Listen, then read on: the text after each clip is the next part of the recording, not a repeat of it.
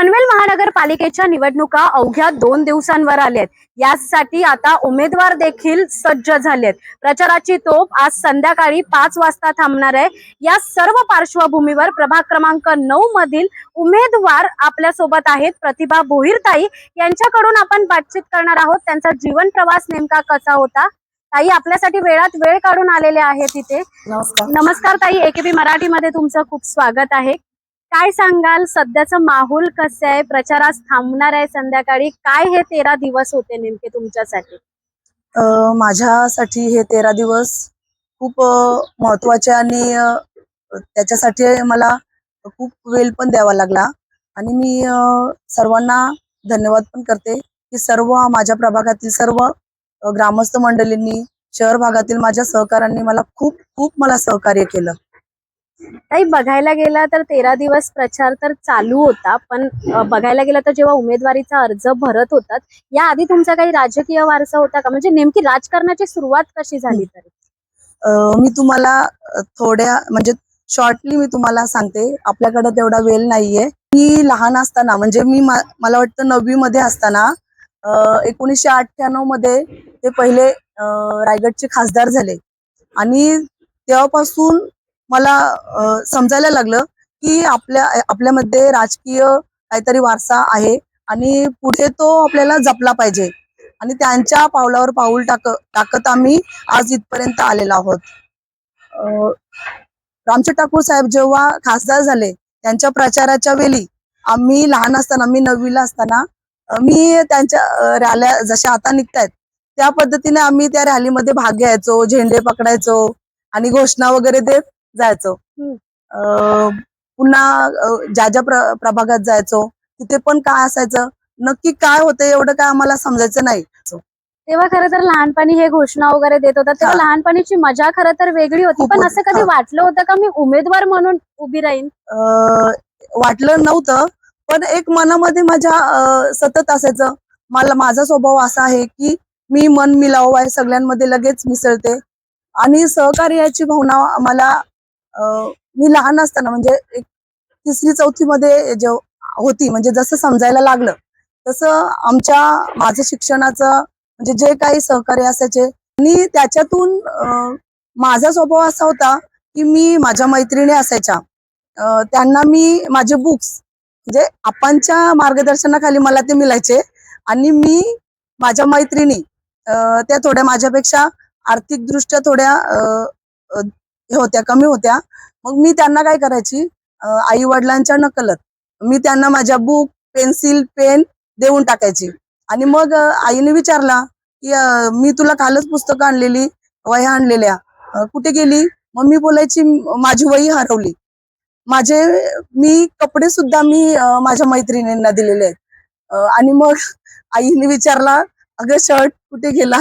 मग मी सांगायची की ते बाहेरून ते जमा करायला येतात ना, त्यांनी वगैरे तो नेला असेल, असं मला म्हणजे अजून त्या आठवणी आठवतात। आणि खाऊ वगैरे आणला वडिलांनी की लगेच मैत्रिणींना वगैरे तो वाटप करायचा, असा माझा स्वभाव आहे। भोईरांची लेख आज अशी एवढीशी होती, ती आज उंचावरती गेलीये। घरातल्यांची प्रतिक्रिया काय आहे, काय वाटतं? घरातल्यांची प्रतिक्रिया तर खूप त्यांना आनंद, माझ्याविषयी खूप त्यांना आदर वाटतो आणि माझ्या मनात नेहमी वाटायचं की मी सुद्धा शिक्षक होणार आहे कधीतरी आणि तीच भावना मी पुढे घेऊन माझं लग्न, मला वाटते 12वीला असताना माझं लग्न झालं। पण मला शिक्षकाची खूप आवड होती, मला शिकवायला असं आवडायचं आणि FY, SY, TY मी लग्नानंतर हे 3 वर्ष केली। त्याच्यानंतर आणखी शिकायचं आहे म्हणून पुन्हा एकदा BEd केला आणि BEd नंतर पुन्हा मी CKT शाळेमध्ये शिकवण्याचं काम करू लागली। पुन्हा मुलं लहान असल्यामुळे मला ते पुढे काही जमलं नाही, मग घरात बसण्यापेक्षा मग मी ऍडव्होकेटची एक्झाम दिली आणि आज मी ऍडव्होकेट म्हणून।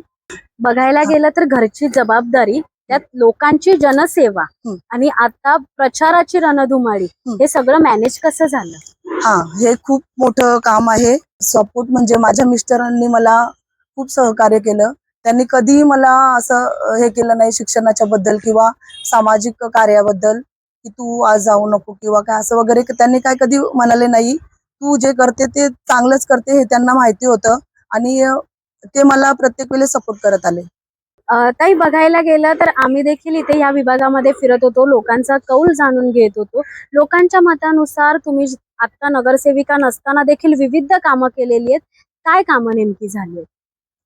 मी नगरसेविका नसताना सुद्धा आमच्या गावामध्ये थोड्याफार प्रमाणात मी कामं केलेली आहेत. कोणत्याही प्रकारचं पद नसताना गावामध्ये असे अनेक कामं केलेली आहेत मी.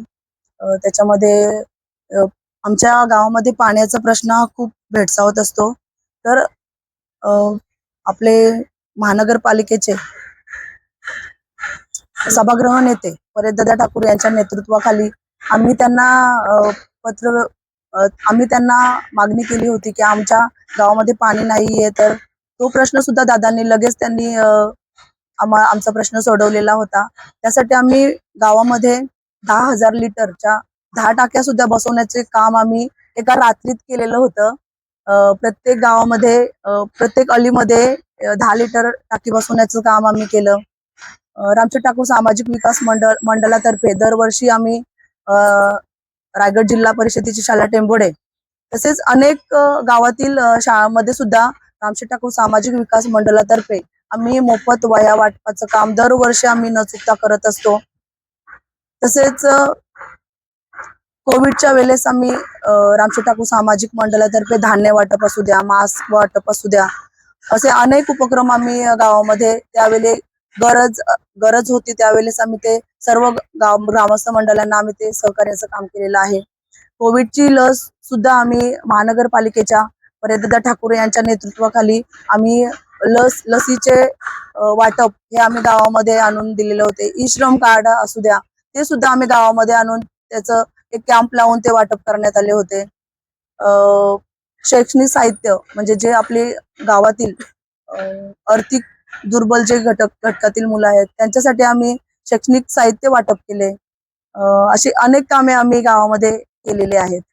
ताई, जर ग्रामस्थांनी येत्या 16 तारीखला संधी दिली तर ग्रामस्थांसाठी किंवा गावासाठी किंवा त्या प्रभागासाठी कोणती महत्वाची कामं करा? गावामध्ये मूलभूत गरजा जे रस्ते, गटारे, वीज या गरजा खूप महत्वाच्या आहेत आणि त्याच्यावर आपल्याला मार्ग शोधणं हे आपलं एक मोठं काम आहे. ते काम मला आमदार प्रशांतदा ठाकूर यांच्या नेतृत्वाखाली मी करणार आहे. त्यासाठी गावामध्ये जी गटारं आहेत, वीज तिथे नाहीये, विजेचा हा तुटवडा भासतो. म्हणजे पॉवर ग्रीड आमच्या जवळ असून सुद्धा आम्हाला विजेचा तुटवडा तिथे भासत असतो.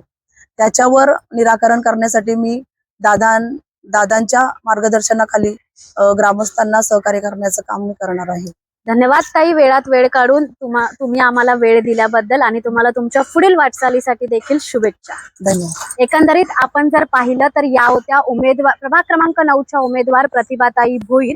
पद असो वा नसो, पण प्रभाग क्रमांक 9च्या ग्रामस्थांशी एक वेगळी नाळ जोडलेली आहे. त्यामुळे येत्या 16 तारखेला प्रभाग क्रमांक 9चे ग्रामस्थ काय कौल देणार हे पाहणं आता महत्वाचं ठरणार आहे.